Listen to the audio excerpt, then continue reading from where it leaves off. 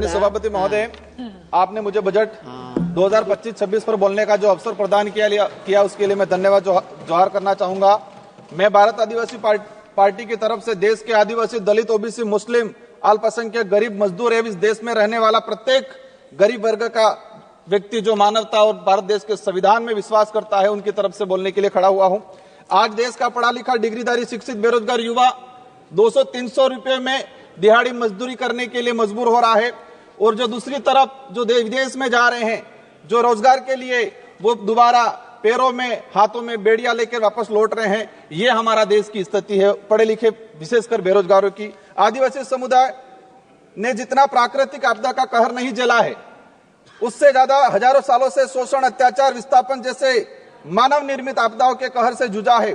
और उसका अगर उस आदिवासी समुदाय को आधुनिकता की लाइन में लाके खड़ा करना है तो विशेषकर एक आर्थिक पैकेज देने की आवश्यकता है, और साथ ही संविधान के अंदर जो प्रावधान है 5वीं अनुसूची और 6ठी अनुसूची का, और विशेषकर पैसा एक्ट को उसको धरातल पे लागू करने की सख्त जरूरत है।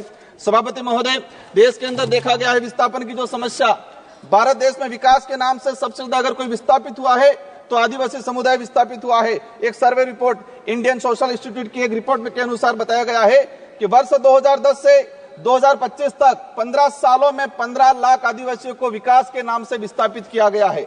वर्ल्ड बैंक की रिपोर्ट में बताया गया है कि विस्थापन आदिवासी समुदाय में से 50% आदिवासी परिवार पुनः विस्थापित नहीं हो पाते हैं। साथ ही भारत देश में एक सर्वे रिपोर्ट में आया है कि जो आदिवासी समुदाय है अपने जीवन काल के दौरान कम से कम 50% आदिवासी एक उम्र के अंदर 2 बार विस्थापित होते हैं। आजाद भारत में उस समाज को प्रताड़ित किया जा रहा है जिसका इतिहास का हर पन्ना खून से रंगा हुआ मिलेगा।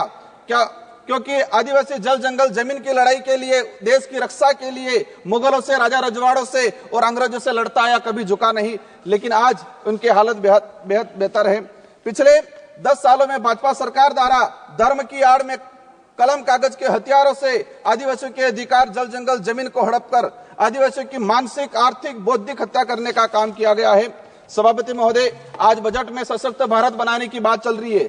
बनना चाहिए, हम भी चाहते हैं, हमारा देश मजबूत बनना चाहिए, विश्व शक्ति बनना चाहिए, लेकिन स्थिति क्या है? हमारे देश का जो भविष्य कुपोषण की बेड़ियों में जकड़ा हुआ है। NFS 5 की रिपोर्ट बताती है कि आदिवासी बच्चों में 55% आदिवासी कुपोषित, और उसमें भी 42% बच्चे गंभीर एनीमिया से पीड़ित है। और आज देखा गया इस बजट के अंदर कि कुपोषण को दूर करने के लिए कोई बजट का प्रावधान नहीं किया गया है। बेटी बचाओ बेटी पढ़ाओ का नारा लगा रहे हैं, बट हमारे देश की महिलाओं के लिए हम भी चाहते हैं कि मजबूत बने, सशक्त बने, लेकिन हकीकत क्या है? देश के अंदर देखा गया है कि आदिवासी समुदाय में विशेषकर हर तीसरी महिला कुपोषण का शिकार है और हर दूसरी महिला एनीमिया का शिकार है। आदिवासी बच्चों में शिशु मृत्यु दर राष्ट्रीय औसत से 30% अधिक है। 5 वर्षों से कम उम्र के आदिवासी बच्चों की मृत्यु का अनुपात राष्ट्रीय औसत से 61% अधिक है। माननीय सभापति महोदय, बाकी जो रहा, जो जीवन काल के अंदर देखा गया है, कभी माओवादियों के नाम से, कभी नक्सलवादियों के नाम से मारा जाता है। एट्रोसिटी में कई आदिवासियों को मारा गया। NSRC की एक रिपोर्ट बताती है कि वर्ष 2020 से 2025 मात्र 5 साल के अंदर 400 आदिवासी पुलिस मुठभेड़ में मारे गए हैं। आज मणिपुर का हत्याकांड, मणिपुर में देख लो, कई आदिवासियों को मारा गया है। छत्तीसगढ़, झारखंड का आम आदिवासी कभी उधर नक्सलवाद माओवादी की गोलियों के से कहीं के निशाने पे है, उधर पुलिस की गोलियों पे निशाने है।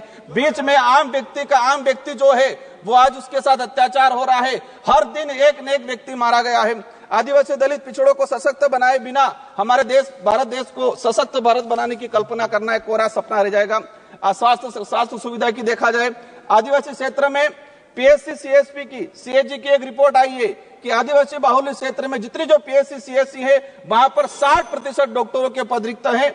देश में मात्र 18% आदिवासी गर्भवती महिलाओं को ही संस्थागत प्रसव का लाभ मिल पा रहा है। संस्थागत प्रसव का सिर्फ मात्र 18%। सभापति महोदय, 1 मिनट का रहा है। शिक्षा की बात करें, हमारे राजस्थान के अंदर जाडोल कोटड़ा के अंदर जहां से एक मंत्री जी आते हैं, वहां पर 14 वर्ष से अधिक बच्चों को स्कूल और पेन पेंसिल किताब क्या है वो नहीं पता है। आज देखा गया है यूनेस्को की एक रिपोर्ट में देश में देश में 35% आदिवासी बच्चे ड्रॉप आउट हो रहे हैं और राष्ट्रीय औसत 12% है।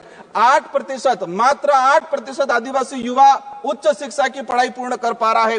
देश के अंदर देखा गया है वर्तमान में कि 85% आदिवासी परिवार की पहली पीढ़ी पढ़ रही है और 20% आदिवासी ऐसा है जिनकी पहली पीढ़ी भी आज पढ़ाई नहीं कर पा रही है। बकाया छात्रवृत्ति 2 साल से छात्रवृत्ति नहीं आ रही। हमारे राजस्थान के अंदर केंद्र से बजट रिलीज नहीं हुआ है।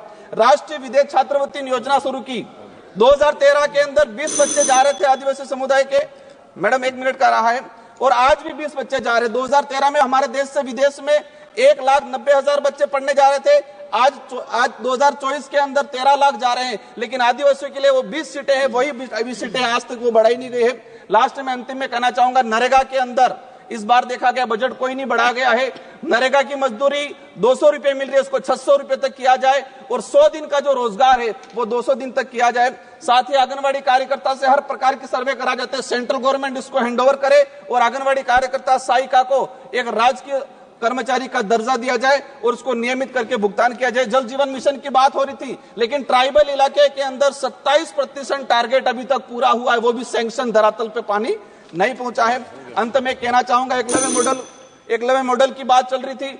हम चाहेंगे, अभी घोषणा के स्वागत करते हैं इस बात का, लेकिन उसको धरातल पे इंप्लीमेंट बहुत जल्दी होना चाहिए। किसानों की बात है, देखा गया किसानों पे गोलियां बरसाई जा रही। किसान क्या डिमांड कर रहा है? एमएसपी की डिमांड कर रहा है। किसान चाहता है जो खेत में जिस मेहनत से उसने कमाया है। सभा की कार्यवाही मंगलवार दिनांक 11 फरवरी 2025 को प्रातः 11 बजे तक के लिए स्थगित की जाती है।